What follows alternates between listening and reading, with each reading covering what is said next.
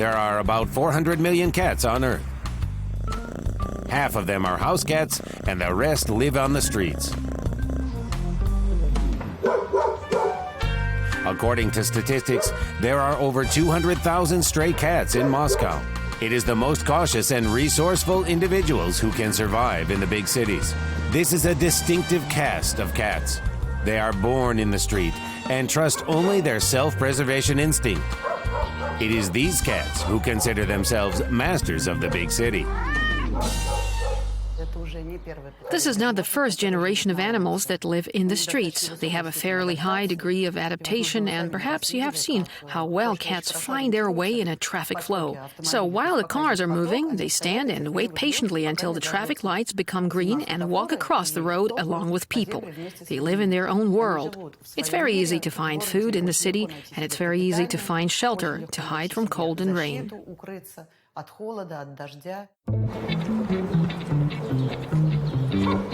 We don't even guess it, but city streets, parks, and courtyards have long belonged to stray cats.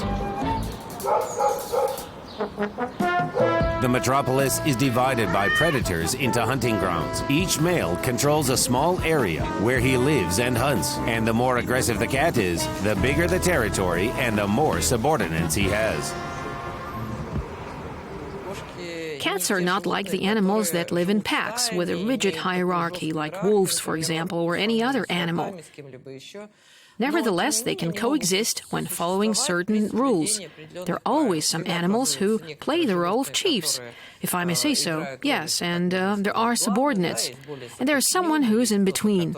But in any case, I'll go as far as to say that the strongest, the healthiest, and the most experienced cat is the one that will survive.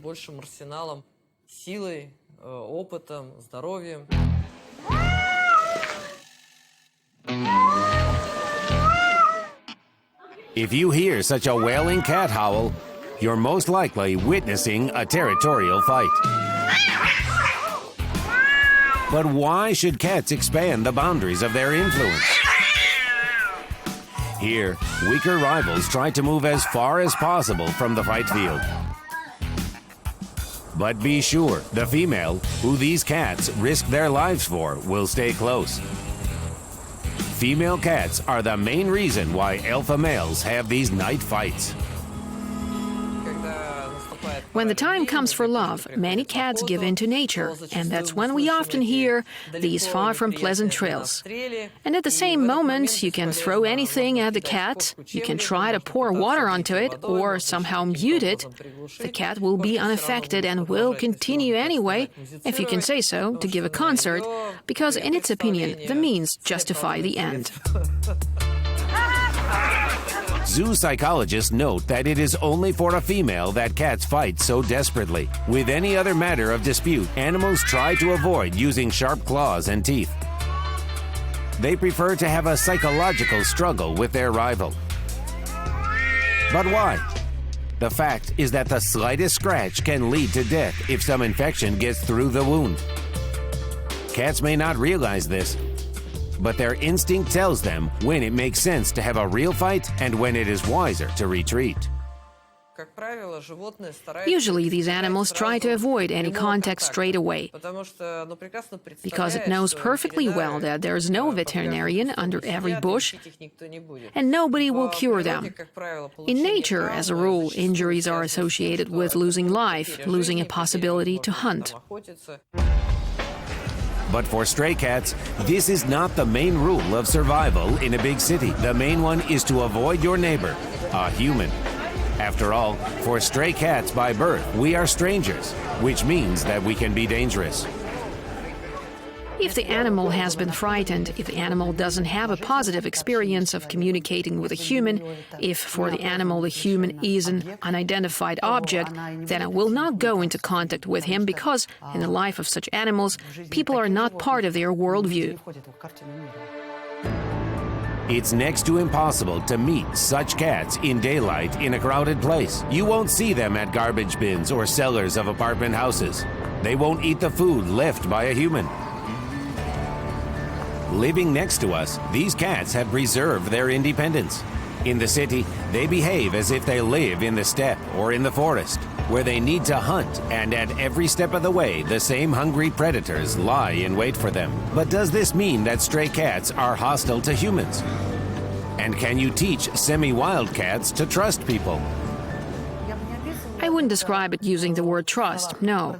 I would say that as long as people don't interfere with them, and if people offer them some interaction, they may agree to give it a try or may do everything possible to avoid it.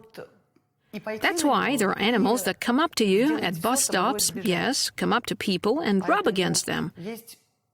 And there are animals that come up to you, sit next to you, and just watch. And there are animals that will never do so and will never appear in the field of humans' vision while we are on their territory. British zoologists, studying the behavior of wild and domestic cats, found that distrust to people is characteristic of most members of the feline family. Over the years, they haven't developed a sense of attachment to humans, unlike dogs, for example. It's amazing that we were able to tame these animals at all. This is what the ancient ancestor of all modern cats looks like. The subspecies of the wild steppe cat, Felis sylvestris libica, is still living in North America. According to American geneticists, about 10,000 years ago, at least 5 females of this subspecies were taken from the wild to houses, and it was them who became the mother of all modern cats. People tried to breed the most playful cats, those that remained behaving like a kitten. They tried not to breed, of course, those who showed any aggression to their owners for any reason. What I mean is that we cannot say for sure that they did something bad to them. Most likely they were simply thrown out. Unfortunately, back then it was not much of a city environment. There were forests, there were fields, and it was much easier for a cat to survive.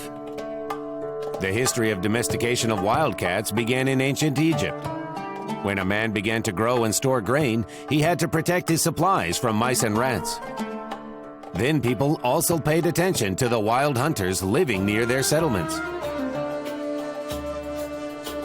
The cat is a hunter by birth. Its hunting is very different. It's not like dog hunting at all. Dogs need to run somewhere, to seek, to chase, yes, to follow the trail. The cat hunts waiting in an ambush. It waits just as long as necessary, after which it makes an incredible effort. If you watch a cat jump in a slow motion, how a cat hunts something, a mouse, doesn't matter what, you can see that it puts in all its strength, which is incredible for such a small creature, sometimes in one single movement. This kitten is not just playing now, it's mastering hunting skills. In the world of cats, whether or not they catch prey depends on their speed of reaction.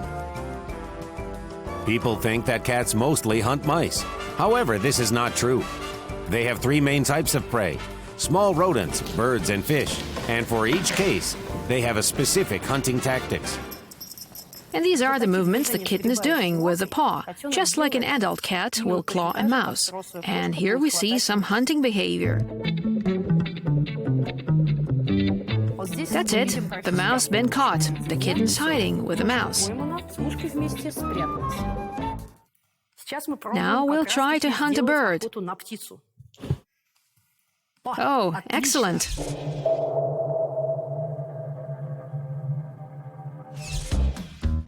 The vision of cats is 6 times more acute than humans. They are able to see in infrared and ultraviolet light. Moreover, cats can distinguish up to 25 shades of gray.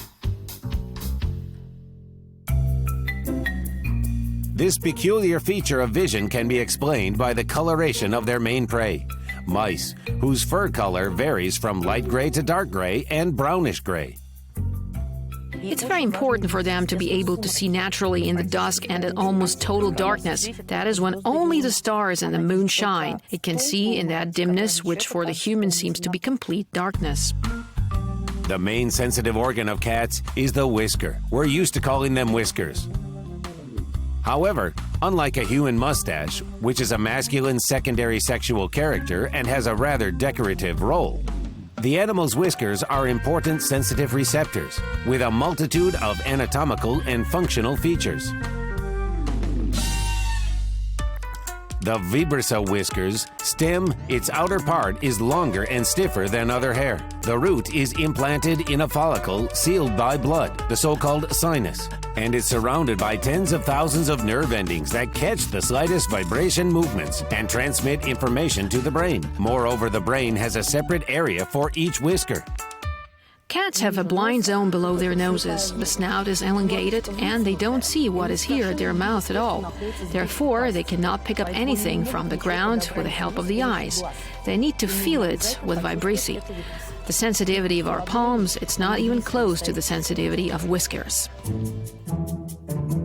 For example, whiskers report a change in the surrounding environment, sensing motions of airflow. That's why it's impossible to come up to a cat unnoticed. Moreover, thanks to the mechanoreceptors, that is, the ends of the sensitive nerves which are located at the base of whiskers, cats are able to determine the distance to an object and to evade obstacles right in time, even in total darkness. To squeeze through in order to get somewhere, the cat must feel if there's a hole there big enough for it to go through. By the way, this is exactly how a cat determines whether the hole is big enough, using the vibrissae, which is why they almost never get stuck anywhere. Where the cat's head passes, its whole body will pass. It understands this with the help of whiskers, which it, in fact, has on the whole face and on the front paws here along the side. Some scientists believe that ancestors of modern cats got whiskers as a kind of detectors, even earlier than hair.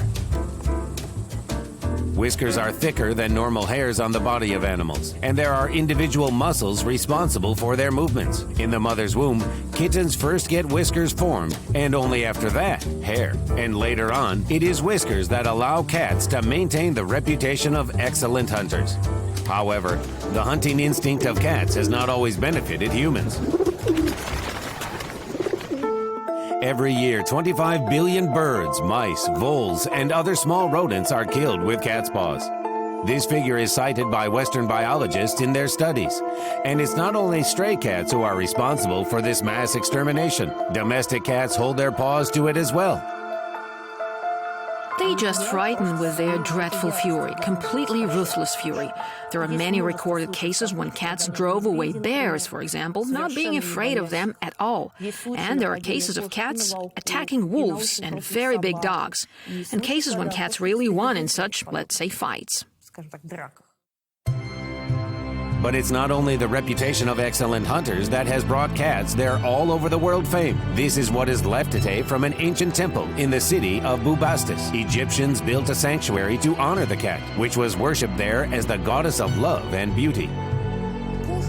The cat is mentioned in religious texts, and by the end of the 3rd millennium BC, the cat had been documented as an object of worship, as a deified being. This was the era of the ancient kingdom. The end of the ancient kingdom, well known for its great pyramids.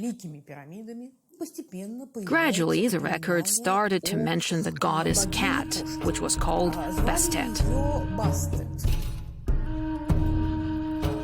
Few people know, but ancient Egyptians valued cats so much that they were buried only in special cemeteries and given special honors. Moreover, the mummies of these animals were found in many tombs of the pharaohs. With the development of Egyptian civilization, the cat started playing more and more prominent role in the text of the so-called Book of the Dead. Now, here, in fact, it's not a female cat as a creature associated with the feminine gender, but a male cat, a huge red cat that was considered the embodiment of the god Ra. And since the god Ra, the sun, does, as we know, his journey not only during the day in the sky, but also at night under the earth, and there in the darkness it must defeat a large number of enemies. Then this enemy appears here in the image of a serpent.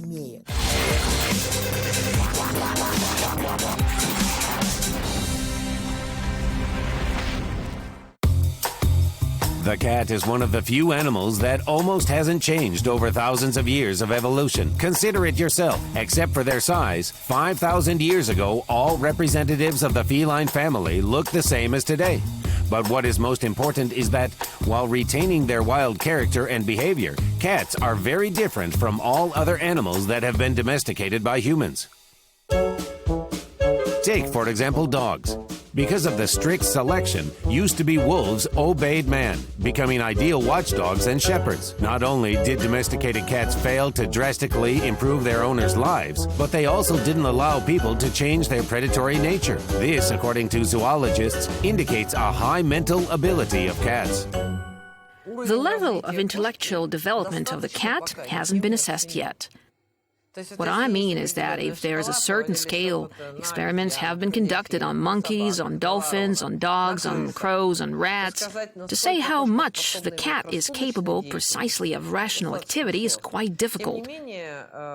Nevertheless, it is trainable, it can solve problems. The only point is whether it needs it.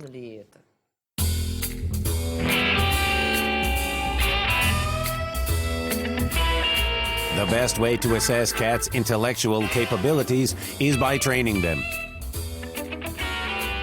In the arena, as at the exam, you can immediately see which animals are capable of solving tasks set by humans and which are not. I think cats are smarter than us. It is them who train us.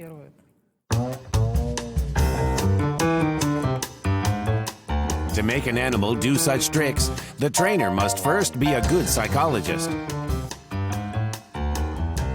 After all, if the artist is not in the mood, it won't even go to the arena.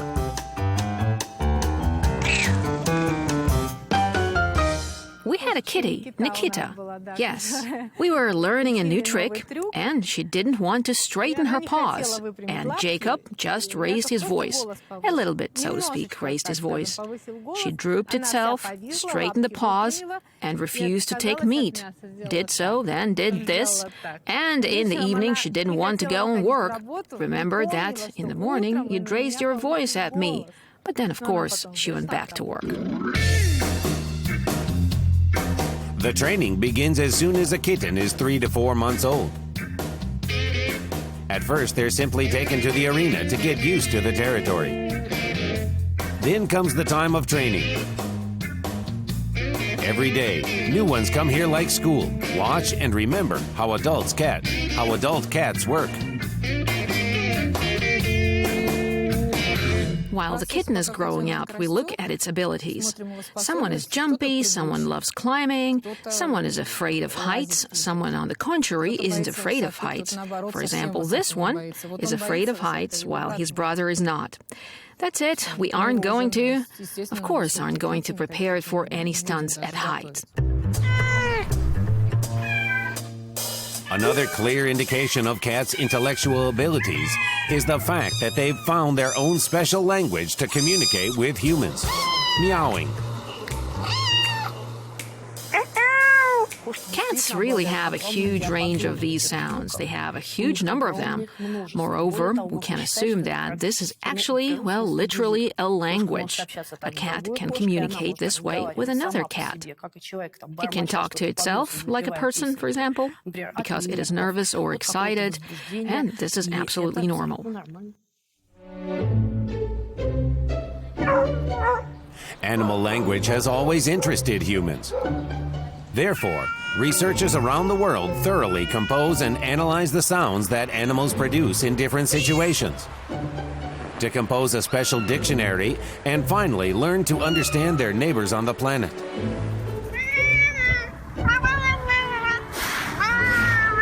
The first attempts to approach the understanding of the cat language were undertaken by Japanese zoologists.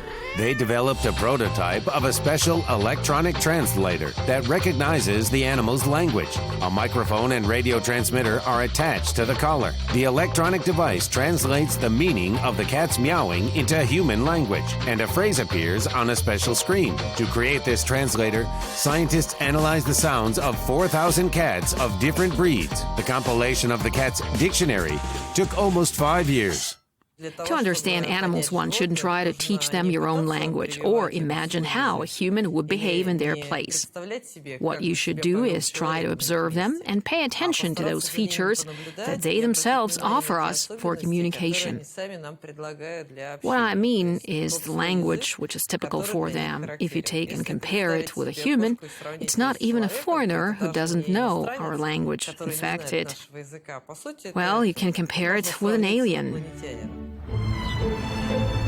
In the communication between animals and others, everything is much simpler. A single glance or a turn of the head is enough for them to understand who is in charge here.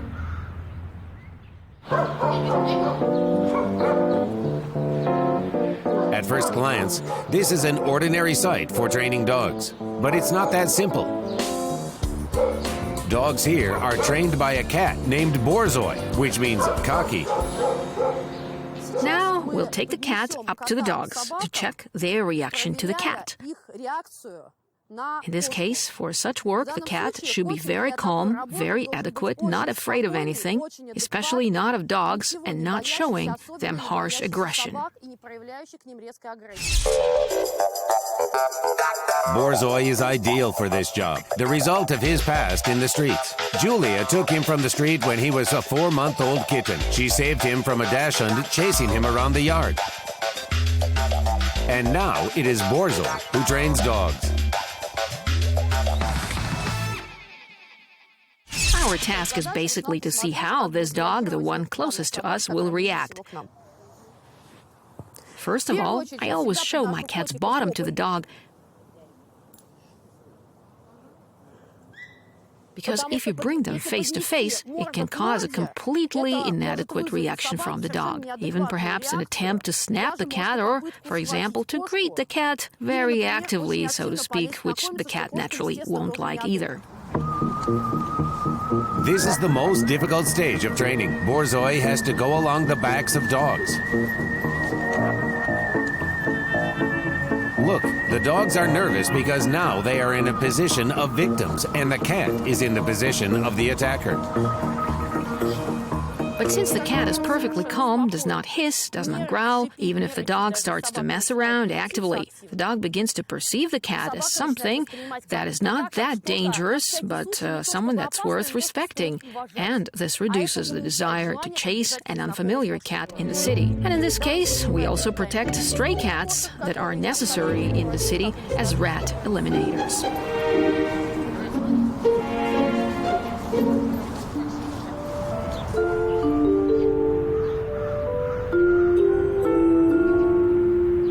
According to statistics, more than 30 cats find themselves in the streets of Moscow every day. Some get lost. Some are thrown out by owners.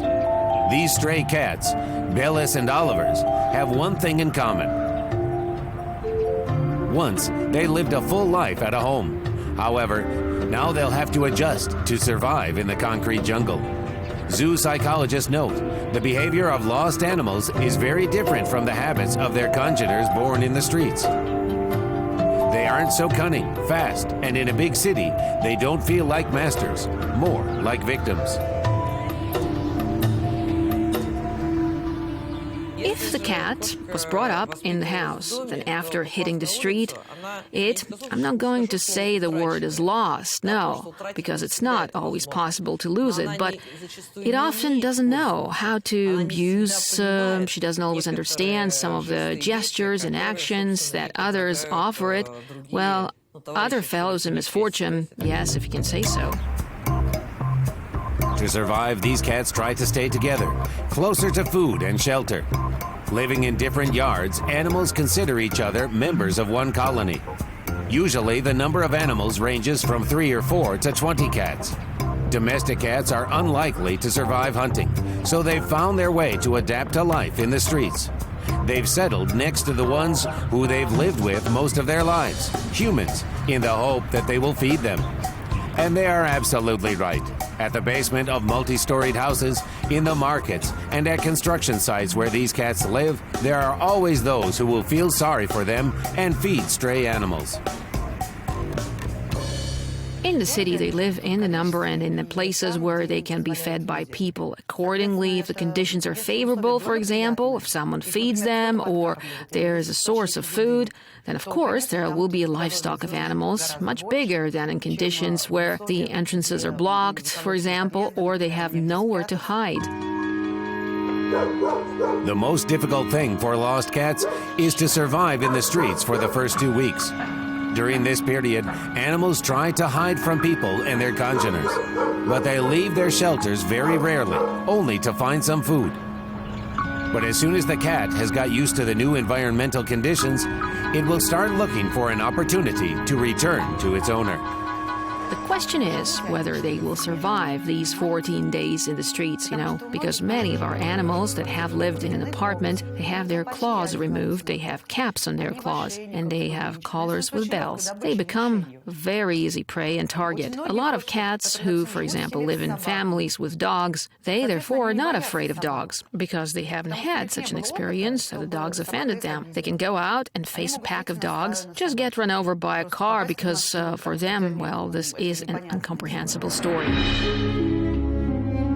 Most pets left without an owner are unable to survive in an aggressive urban environment. However, some cats amaze us with their wit and ability to adapt. They seem to store, in the depths of their consciousness, the whole experience of their ancestors, quickly turning from sweet kitties into wild predators. There are many stories when domestic cats left in summer houses or forgotten in other cities return to their owners. How, when they are hundreds or sometimes thousands of kilometers away, do the animals find their way home? To answer this question, zoo psychologists have an unusual experiment.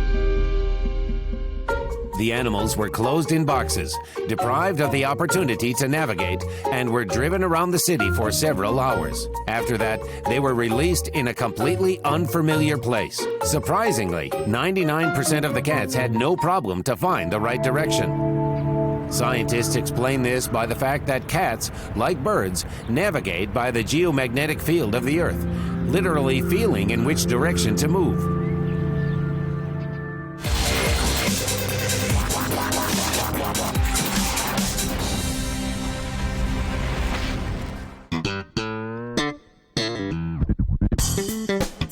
If now it was a dog in place of the cat named Borzoi, it would have injuries for sure. However, the cat lands on 4 paws with ease. These animals can remain unharmed, even when falling from the height of a 9-story building. Let's look at what happens to the cat's body during the fall. In slow motion, it is seen how the cat manages to flip in the air and align the body in relation to the ground within fractions of a second. First, it turns its head to assess where he will have to land. Then the cat turns and aligns its body in one line with the head. 4 legs are taken closer to the head and the back ones as far as possible from the body. It does all these instantly and accurately. Just before landing, the soft pads and well-developed limb muscles perform the function of a kind of shock absorber. That is, at the moment of landing, the force of impact is softened. In addition to that, they have an insanely flexible spine and the body's abilities. Virtually every part of the body can move relatively to the other, however it wants. They don't have clavicles. It is very important. Clavicles are the bones which actually attach the shoulders, and naturally, when falling from a height, the first thing that suffers is this thin clavicle. Cats have only rudimentary clavicles. In fact, their front legs are not connected here except with the muscles. The cat can reduce its speed with its paws, jumping from a huge height. For special qualities, cats have been attributed unusual abilities for many centuries. Cats apprehend natural disasters, earthquakes, volcanic eruptions, and floods. In ancient times, dwellers of cities located near active volcanoes watched the behavior of cats, and if the animals left the house, it meant that people were not safe to stay.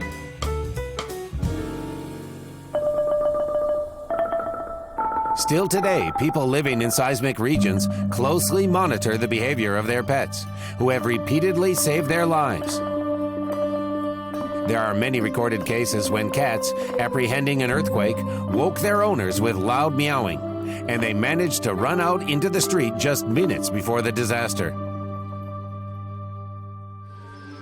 Cats have a very well-developed vestibular apparatus, which means that they are very sensitive to pressure changes, and, for example, they can hear sounds at a very, very long distance.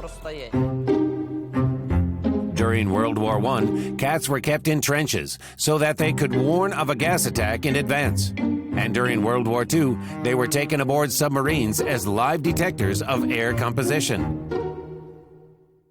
There are many well-known cases when cats, for example, saved whole families in the war, signaling people to go out of houses, of buildings before bombing. And this is known because animals easily connect the presence of some distant sound and the consequences. Imagine it can hear, and we cannot, the sound that the airplanes make at a great distance, because this is a certain fluctuation of air, and these are certain sounds that may not be available to our ears.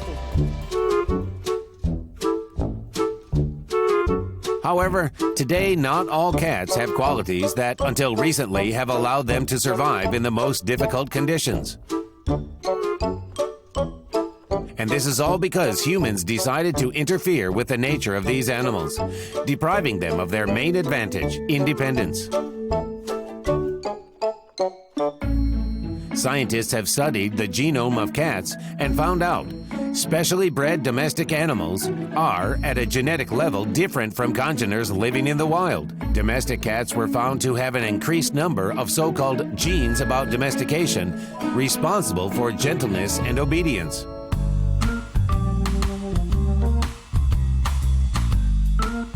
Here you can find the best representatives of pedigree cats: lop-eared, bald, and even multi-fingered. As a result of breeding by humans, every year there are several new breeds in the world. Millions of years of evolution haven't changed the cat so much as we have in just a few decades. This could affect the temperament and the degree, the level of sociability. There are cats that are actually chatterboxes. They walk and they meow, meow, meow after a man. They demand, they impose themselves. A man would be glad to communicate with them, but he's talking on the phone, for example, or cooking, and it will rub, purr in my ear all the time, murmur. Well, there are cats that are phlegmatic. They sleep. There are cats that they are soft and bend everywhere. Well, it's homemade, yes, with the help of a human. Most of these cats have never hunted, and they observe the street life only through the grid of their pet carrier. These animals are 100% bred for living with man, and alone they would die.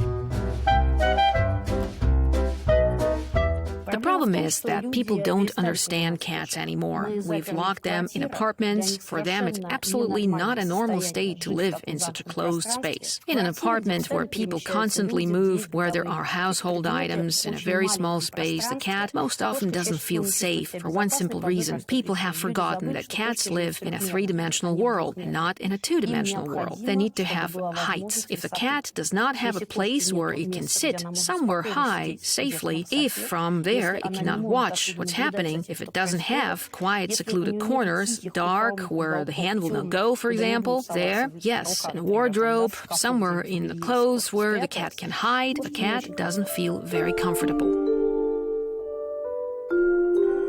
It turns out that, having domesticated cats, have humans eventually made them vulnerable. Perhaps that's why wild animals value their freedom and independence. In the winter of 2014, the stray cat Mashka, who lives in one of the entrance halls in Obninsk, became a star of all Russian television channels. It saved a 2-month-old baby. For several hours, the cat kept the child warm with her body while she was lying on her in the box. Then she began to meow loudly. The neighbors who came to the hall found the baby and called the doctors. The child was rescued, and the cat Mashka became a local star. It looks like everybody dreams of becoming its owner. However, the stray cat Mashka keeps living in the entrance hall, preferring to be free. It turns out that not every cat needs an owner. If the animal comes to the house from the street as a small kitten or a youngster kitten, the chances for its adaptation are much higher than for an adult animal that have their own characters, their habits, which may well be due to the state of health, yes, or just found themselves in an apartment. For most stray animals, the city is their home. Therefore, taking up a cat for re-education, it is necessary to remember that it was born in the streets and at any time it may want to return. It's very often that the animal is taken, vaccinated, castrated, it's staying at home, and then people leave for the country house in the summer, and even not being released, the animal still goes to freedom.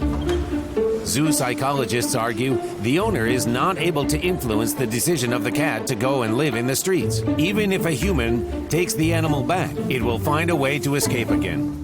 The cat, if you remember how it should live, has a huge territory. There it knows everything. It constantly explores this territory, constantly moves. It has secluded places where it can sleep, where no one will touch it. And there are places where it will definitely catch prey. Yes, there it will snap it. And there are places where it simply, for example, rests, washes there, drinks water, and all these places should be safe for the cat. And only in a situation when a stray cat is on the verge between life and death is it ready to give up its independence. This is Anfisa. She was born and grew up in the streets. There, she probably would have died if it were not for an accidental encounter with a human whose feet the cat literally threw herself under. We got it somewhere about 6 years ago. Our general producer brought it. Found it on a cold November evening. He brought it in the office in his coat. He was pregnant. Natalia is an employee in an office and part-time nurse of cats. She shares responsibilities of caring for office cats with her colleagues and is very happy with this neighborhood. I was delighted when I sort of realized that they have cats living in the office, that they're among us, and they are coming, so you can take it up, stroke it, something like some sort of a cat therapy, you know.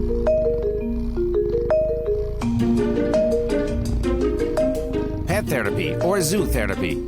This concept entered our life after scientists found out animals are able to affect the human body, improving not only the psychological but the physical state as well.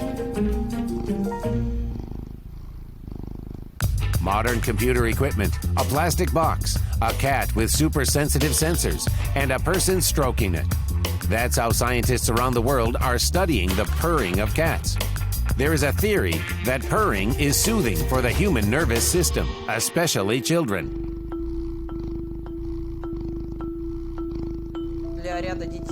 For many children who have problems with the motor system, or some problems with mental development, or some problems with communication skills, that is.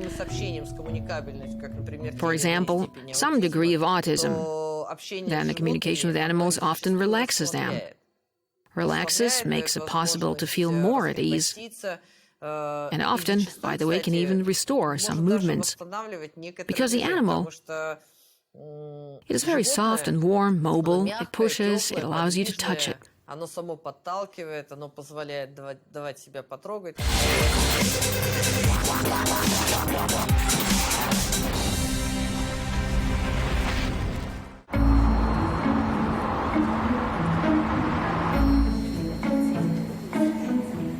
Communication with cats is the main item on the menu here. While a couple of the most curious cats sniff visitors at the entrance, the others look down at everything that is happening.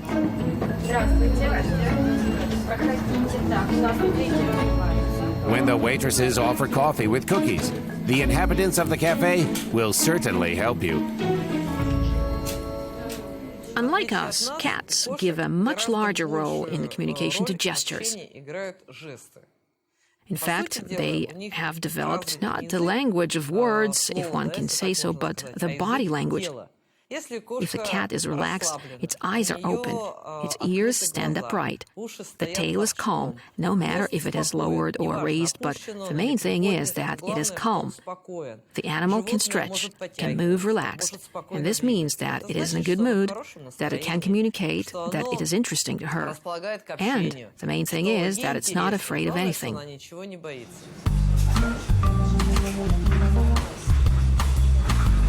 Here, there are cats of different breeds and colors, each with its own character, tastes, habits, and lifestyle. Some of them will play with you. Some of them will let you stroke them. And some will look down at it.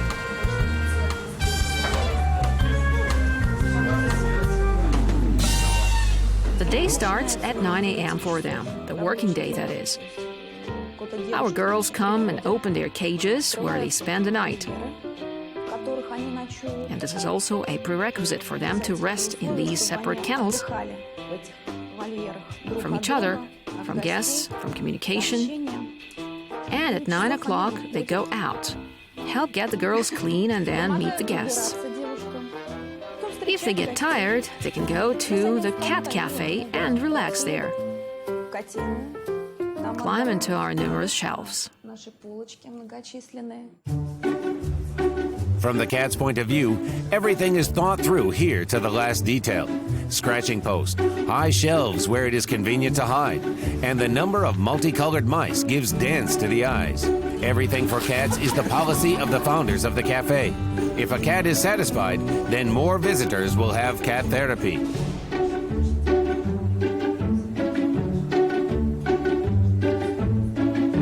These are their cages where they spend the night. It's somewhere from 11 p.m. to 9 a.m. in the morning to have the opportunity to rest from each other, from the guests, to sleep normally. Everyone has its own cage. Some have a smaller one, and in each cage there's a hammock. They like them very much. The trays, the water, and the food.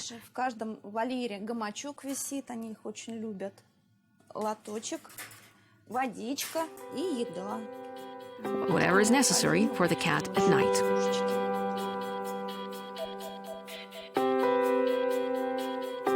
Even in a metropolis, living among people, cats have managed to maintain their independence. Like thousands of years ago, they divide the territory, hunt, grow up, raise offspring, and still do not particularly need a human.